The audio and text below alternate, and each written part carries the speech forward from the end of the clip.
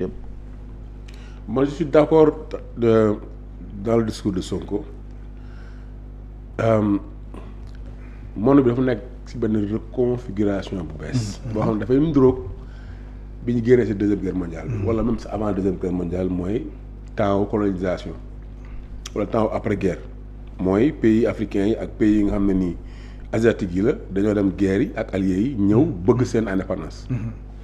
ci contexte boobu le Vietnam xeex ak France gagné ko Dien Bien Phu ñu daw après américains yi ñëw pour bañe ñu tombé dans le giron des communistes ñu ñëw samp fa nit ñu xeex ak ñoom Ho Chi Minh Giap ba dàq leen. donc ay années yu bëri yoo xam ne ni am ñu relation diplomatique. il faut écouter Sékou Touré wala nga déglu Lumumba Patrice. pour savoir que discours Ousmane Sonko bi mu def ak wax li muy wax nii ak ni ko opposition bi ñenn ñi di ŋàññee si ngay xam ne ñun suñu njiit yi ils ont perdu le superbe yi Mamadou Dia amoon yu Sékou Touré amoon ak Lumumba amoon parce que au fil du temps occidentaux yi ak américains ils ont réussi quand même à les adoucir ñu gëmloo leen ne diplomatie dafa am loo xam ne doo ko wax wala am loo xam ne yow waroo ko wax ci kaw wala waroo koo jëfe alors que Sékou Touré on dit que dictateur la mais il faut écouter ay discours am entre autres CIA bokk na ci ñi rey Lumumba sans cacher ak waa Belgique Lumumba dafa toog mu ne Belgique ñoom waruñu am seen indépendance ba pare ñoom ñu am ay base militaire. Effectivement. il le dit clairement même wax mu wax ko ci muy CIA ak ñëpp mu wax ko. Sékou Touré kenn ignoré wul discours am léegi Ousmane Sonko moom boo waxee lu mu ndaw. mais fii am na ambassade. waaw mais il faut pas oublier aussi que fii am na ay agents secrets. carrément. gis nga yow tey da nga nekk ci réseaux sociaux yi nit ñi di wax même nit mën a wax si loolu lu baax sax mu bañ ak si yow mais tey ku la saaga dinañ la ko partager. waaw dinañ la ko partager. am na.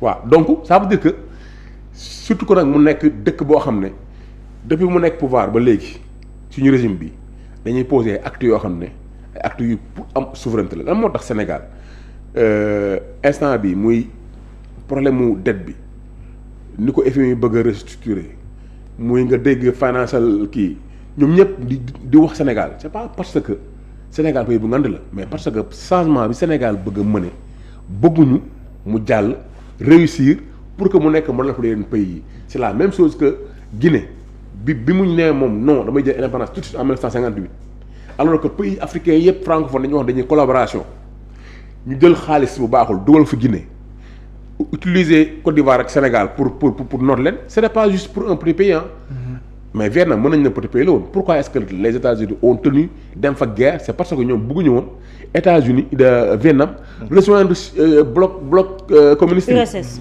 donc États-Unis aussi noonu la ñuy bàyyee xel ci pays bu nekk par rapport ak yow sa discours sa idéologie parce que ñoom dañ bëgg idéologie démocrate expansionniste bi ñuy def mu nekk foofu noonu parce que loolu moo leen di may ñoom influence maintenant moment bi même les Européens qui étaient avec les États-Unis quel que soit lu États-Unis def mais commencé na sax ñoom am des voix discordantes on a entendu la posture des Espagnols dañuy wax on a entendu Donald Trump nan lay waxee mën na wax tey lii suba ma wax la mais Donald Trump nag faut pas dire comme ni nga wax ne c'est farfelu même bu farfelu si c'est farfelu politique bu ñu mënee c'est lu clair et net la. parce que muy Iran wala muy fépp fu ñu muy Venezuela c'est pas des pays yoo xam ne nii dañ toog nii rek amuñu pétrole wala amuñu dara wala amuñu détroit bu ñu non ce sont des guerres économiques qui sont en train de se poser. et faut pas oublier que Marco Rubio dem na ba Union européenne ne leen. s'il faut recoloniser l'Afrique dañ koy def mu wax ko ci ci ay baatam. mais léegi ñun on a peur de dire que lu ñu war a xaar non dañ ko war a waxee non Donald Trump ne s'est pas privé de nous dire que si al country donc ñun aussi bu amee loo xam ne nii premier ministre war na ko wax da ko war a wax parce que on a besoin te li kii waxoon comment dirais-je le président guinéen mu ne. Touré Sékou Touré. Il n'y a pas de dignité sans liberté. Sans liberté. Mais il dit que nous préférons la dignité dans la pauvreté que la richesse dans l'esclavage. Donc dafa teg dignité teg liberté. Mais même man su ma mënul am liberté mais je vais être digne. Parce qu'il n'y a pas de dignité sans liberté. Parce que yow bu nekkee ne moos bopp mais mënoo digne. Donc nous voulons que nos pays soient dignes. Même s'ils sont pauvres, même s'ils sont faibles. Lan moo tax pays yi nga wax ñi yëpp ils n'ont pas été vaincus par les États-Unis te Sonko wax na ko. mooy tey Liban bu nekkoon pays boo xam ne bu ragal la ñu dox benn bombe ñaari bombe 2 ou 3 jours gars yi commencé xiif. ñëpp dañu ne noo kon on est perdu. kaay leen On est cuit. mais guerre asymétrique bi mais Dien Bien Phu faut pas oublier bi Jap di gagné français yi mais si ay mbaam lañ doon teg sëf ñoom seen ay armes. di dox pendant la nuit di nëbbu ci forêt yi donc quand un peuple uni se bat pour un idéal amul benn pays bu ko mën a gagné moom la boobu mën a waxoon don't fear the automatic bomb cause none of them can stop the time même Trump bu ñëwee ne dinaa raser civilisation perso civilisation iranienne c'est pas vrai amul benn pays bu mën a ñëw si dëkk rey ñëpp c'est impossible surtout nag ci monde bu ñu toll ni nga xam ne lépp looy def dañ koy gis lépp looy def dañ koy donc pour man Sonko li mu wax pour man c'est une position qu'il doit avoir parce que li ñu ko fale ak li ñu xeexalee ba nit ñi Gis ko. jàpp ne même bu nekkee ne dañuy dem ba extrême dañ koy def c'est parce que les gens ont besoin de dignité aspiration loolu nag bu nekkee Sonko bàyyi nag pour def ay calcul yoo xam ne nii pour que mu bañ a perdre aide bi wala pour que mu bañ a am ay problème avec risque diplomatique mais li nga xam ne non mën na am mais il faut l'assumer prix à payer. il faut l'assumer parce que bu ñu la jamee paaka tuuti Malcolm X moo ko waxoon bu ñu la jamee paaka tuuti bu mu dugg doo ne ko noo génn la paaka bi tuuti rek nga ne mu génn tuuti nga ne je te remercie non balaa nga kaa remercier day génn paaka ba mu génn yow boo mënee jam nga jam ko mooy que nekk risque diplomatique mais ñun ban risque lañ gën a nekk instant bi ñu nekk ni depuis 2 ans FMI refuse lépp luy collaboration te guerre économique mooy guerre bi nga xam ne moom moo ëpp solo beneen bi mooy il faut pas oublier que Sonko dafa nekk ci dafa am 2 points yoo xam ne nii da ko assumer te loolu noonu amul occidentaux yi duñ ci saale quoi mooy benn bi mooy affaire homosexualité bi gis ngeen ñëpp ñu génn occidentaux yi pour xalaat loolu xam nga ñii ne dañuy garder seen ay financement comme Belgique lu ñu ko defee. ñu ne beneen bi mooy mais l'économie c'est-à-dire que ñun on veut faire de sorte que on veut se passer de l'aide de l'FMI et de la Banque mondiale parce que aide FMI boobu ak Banque mondiale boobu mënoo ñëw suba rek comme nii parce que da nga la yoroon xaalis nga ne non il faut essayer ndànk di fay seen bor mais li ñu nekk def nii bu dakkul même bu nekk suñu génération si premier mandat bi deuxième mandat bi mais il arrivera un moment où on n'aura plus besoin d'eux. Et quand on n'aura plus besoin d'eux mais on pourra poser des politiques souveraines pour notre pays. Super. J'ai une question juste pour Mass. Vas-y. Par rapport Avant à son qu'on conclue, intervention, par exemple, il a parlé de Sékou Touré, de Patrice Emery Lumumba, entre autres. Il a même un peu oublié Robert Mugabe qui avait aussi une position de fer envers l'Occident.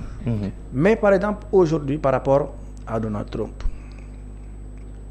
quand j'ai dit est-ce que Trump yëg na ko wala est-ce que Trump bàyyi na ko c'est-à-dire les États-Unis mën nañ dégg le discours que notre premier ministre bi mu def mais l'essentiel mooy damay laajte est-ce que dégg ko def sur le oreille dinañ ko def wala duñ ko def loolu laay laaj foofu la moo tax ma ni est-ce que Trump bu ko déggee sax est-ce que lui moom dina ci bàyyi xel ou pas. est-ce que discours bi dina am impact. ci moom man c'est ça que je demande. non waa kay léegi nag. c'est ça que je demande. waa léegi xam nga